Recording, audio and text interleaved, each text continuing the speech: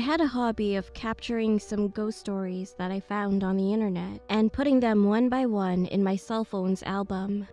Then one night, I suddenly had a nightmare. I couldn't move my body at all, and at the same time, something caught my eyes. It was a female ghost sitting at my bedside. She was muttering something while holding my cell phone. And when I looked more closely, I could see that she was watching those scary stories in my phone's album that I had captured, swiping her finger on the screen quickly.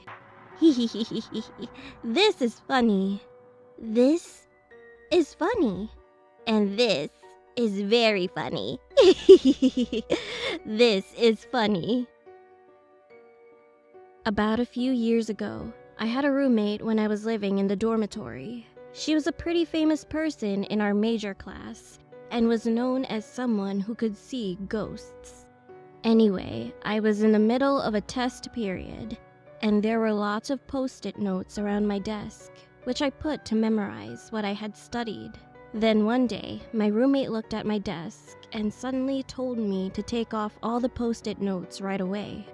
Wondering why, I asked what was wrong with it, and she replied, saying this: "I woke up for a moment in the morning a few days ago, and there was a woman sitting in front of your desk, and she was reading all of the post-it notes you wrote." Nothing could have been more creepier than what she told me. After that, I no longer put anything on my desk. Never. There was once a man, and the world he lived in had been full of devastation for a very long time. He was constantly wandering from place to place. On one night, he was fortunately able to stay in a house. He was so touched and grateful for the kindness of the house's owner, who let him in and offered him a meal and shelter, especially during a time like this. The next day, the owner placed a letter in his hand while the man thanked him and was about to leave the house. "Young man, if you're really appreciative, please deliver this letter to the town over there.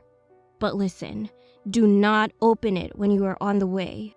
He spoke to the man so desperately.